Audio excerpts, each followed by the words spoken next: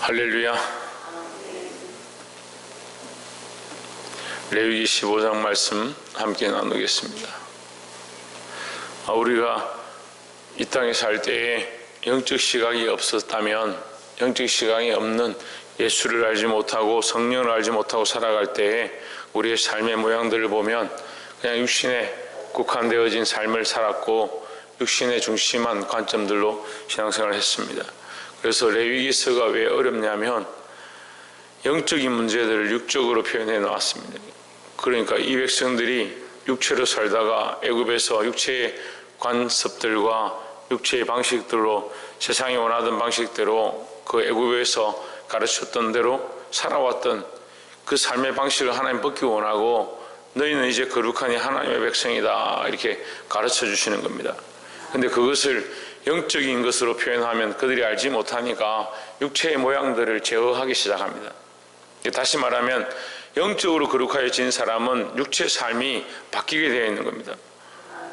기도하는 사람이 똑같이 세상에 살던 대로 살아가고 이전에 행했던 대로 행하면 그것이 옳지 않은 것처럼 이 표현은 육체의 삶을 제어할 것에 대해서 말하고 있지만 실상은 우리의 영적인 모양들에 대해서 영적인 시각들과 영적인 삶의 모양들을 바꾸길 원하시는 것들을 가르쳐주고 있는 것입니다. 그래서 왜 레위기서가 어렵냐? 하나님의 백성이 살아가는 방식과 살아가는 그 삶의 모양들을 고치기 원하시는데 하나님의 백성은 영적 백성이다.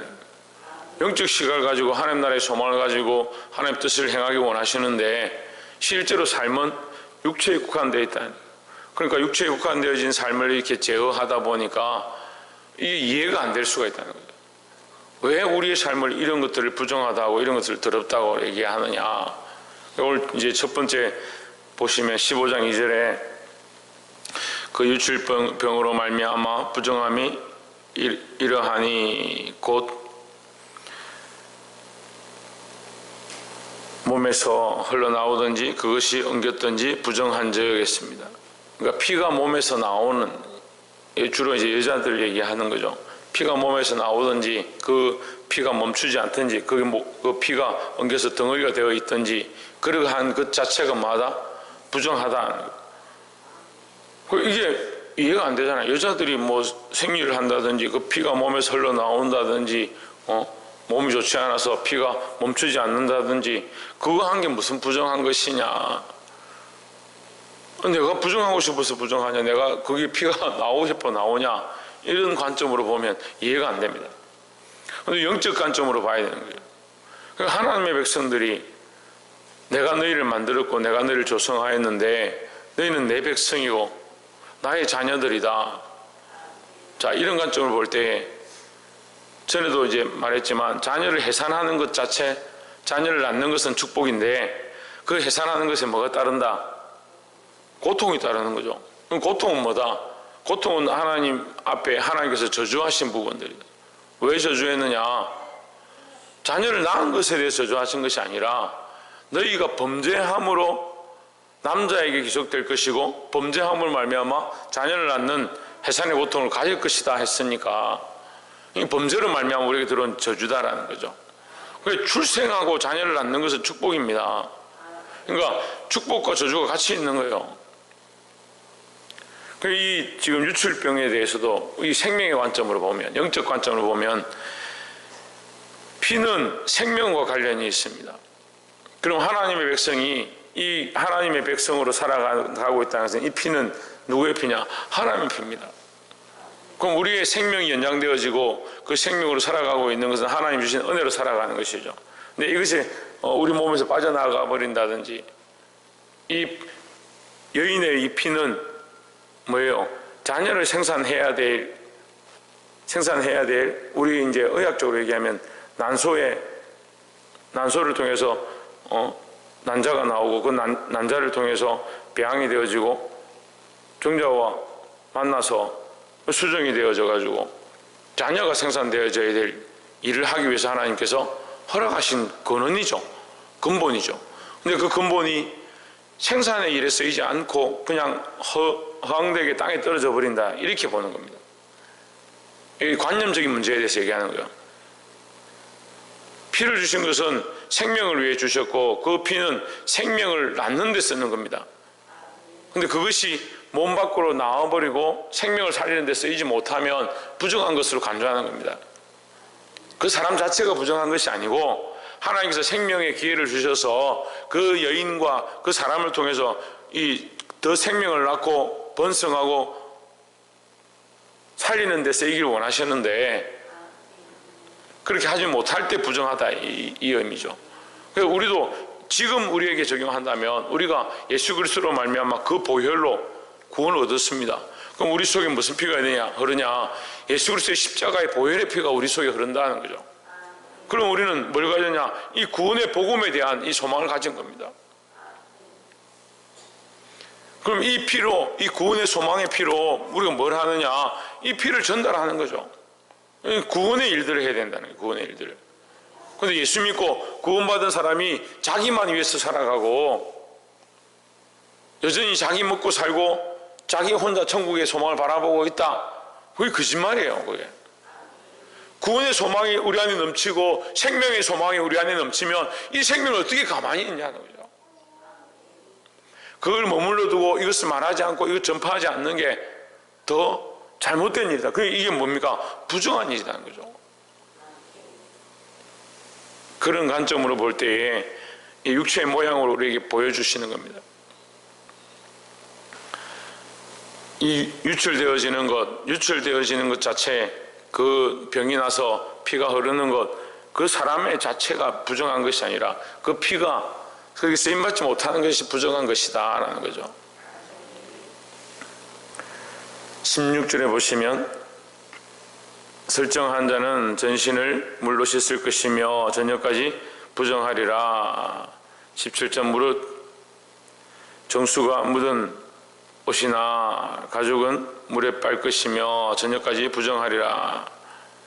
남녀가 동침하여 설정하였거든 둘 다 물로 몸을 씻을 것이며 저녁까지 부정하리라 했습니다.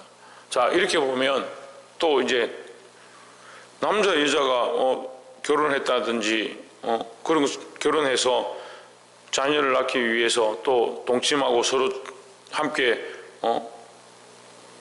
이 관계를 맺는 것이 왜 부정한 것이냐 이렇게 우리가 생각할 수 있습니다. 남녀의 동침 자체를 부정한 것으로 표현한 것이 아니냐? 그렇지 않습니다. 동침 자체가 부정한 것이 아니고 아까도 얘기했죠. 생명을 낳는 것을 위해서, 생명을 낳기 위해서 그들이 함께 동침하는 것은 아름다운 것이다. 그리고 부부 관계 안에서 서로 동침하는 것이 왜 부정하냐? 부정하지 않습니다. 그런데 그들이 그냥 그 육체의 쾌락만을 쫓아가는 모양으로 표현되어질 때 그것은 부정한 것이 될 수 있다. 부정한 것이 된다는 거죠. 그게 무슨 말이냐면 아까 처음에 얘기했던 것처럼 하나님 피를 주신 것은 생명을 낳는 것을 위해서 피를 허락하셨습니다. 여인이 그 피를 가지고 자녀들을 낳는 데 써야 되는 것, 그것이 하나님이 첫 번째 주신 목적이다라는 거죠.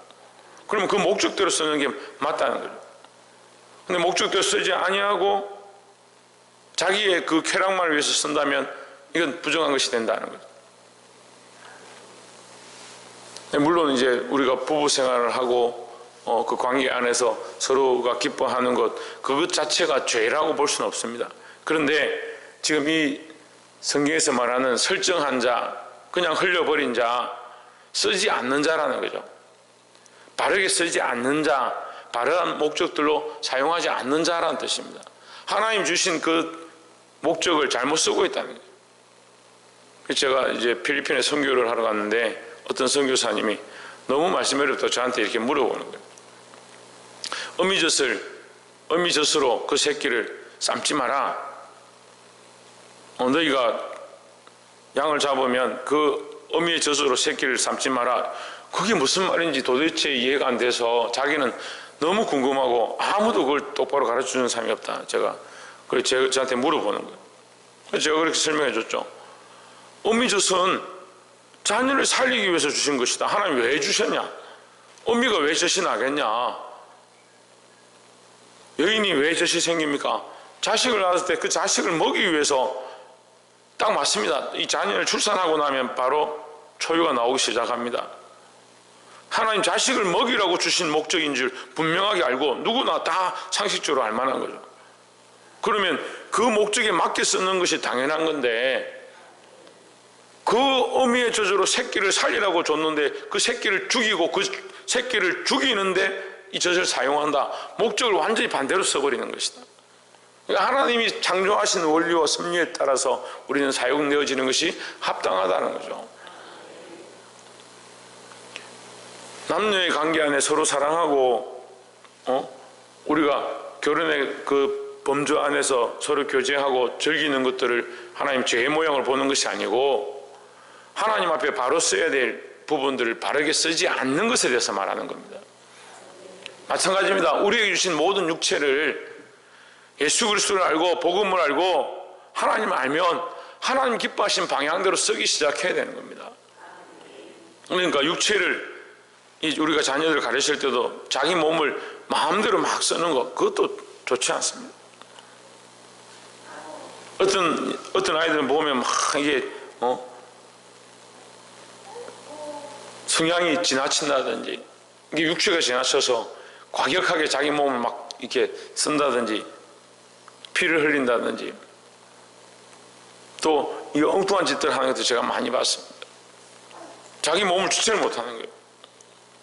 근데 우리는 가르쳐야 합니다. 그리고 이 말씀이 그런 관점으로 우리가 보면 이해가 되는 거예요. 우리 몸을 헛된 데 쓰지 아니하고 하나님 주신 목적을 따라서 바로 사용해야 된다라는 겁니다. 심지어는 우리 몸에서 나오는 이 정수와 또 이 유출을 하는 것조차도 하나님 뜻을 따라서, 하나님 말씀을 따라서 사용해야 된다라는 겁니다. 25절에도 똑같은 관점으로 얘기하는 거죠. 지금 19절부터 계속해서 19절 봅시다. 어떤 여인이 유출을 하되 그 유출이 피면 7일 동안 불결하니 무릇 그를 만지는 자는 저녁까지 부정할 것이요 했습니다. 보통 이제 여자들이 생리를 하면 한 일주일 안에서 다 이렇게 마무리가 됩니다. 그동안 뭐하냐? 그동안 부정하다. 근데 이것은 왜 부정하냐? 생리를 하는 것이 왜 부정합니까? 그 자체는 부정하지 않습니다. 하지만 왜 생리를 하게 되느냐? 너희가 생산해야 될 그 생산의 기한이 지나서 생산할 때가 끝나버리면 그 생산하지 못한 것이 몸 밖으로 나오니까 이 기능을 하지 못했다라는 의미를 가지는 겁니다. 그 의미를 가지는 것이지 그것 자체가 죄는 아닙니다. 그래서 이것을 죄라고 얘기하지 않습니다. 뭐라고 얘기합니까? 부정하다는 거죠. 그럼 정한 것은 뭐냐? 그것을 제대로 사용한 것이 정한다, 이런 의미를 가지는 거죠. 이해가 되십니까? 부정하고 정한 것에 대해서 얘기하지 죄냐 죄가 아니냐를 가르치는 게 아닙니다. 그래서 우리가 하나님 앞에 바르게 쓰임받아야 한다는 겁니다. 그래서 우리가 영적으로 하나님 앞에 바로 쓰임받고 바로 깨닫고 생각도 바르게 세워야 되고 우리의 몸도 하나님 말씀을 따라 잘 사용해야 된다는 거죠. 몸을 함부로 아무렇게나 사용하고 내가 원하는 대로 사용하고 육체의 쾌락을 위해서 사용하고 내가 기뻐하는 대로 살아가고 있다면 이건 하나님의 백성의 모양이 아니라, 하나님의 백성은 하나님의 백성으로 백성답게 살 것에 대해서 하나님 오늘 이 레위기서를 통해서 그 이스라엘 백성에 가르칠 뿐만 아니라 우리에게 또한 조명하고 있습니다. 영과 혼과 육이 다 거룩해야 된다라는 거죠. 사랑하는 성도 여러분, 오늘 우리를 향하신 하나님의 이 말씀 잘 깨달아 알게 되길 소망합니다. 자기를 위한 목적들로 쓰지 말고 하나님 창조하신 섭리를 따라서 사용되어져서 많은 생명들을 진리 가운데 이끌 수 있는 저와 여러분 되시기를 주의 이름으로 축원합니다. 기도하겠습니다.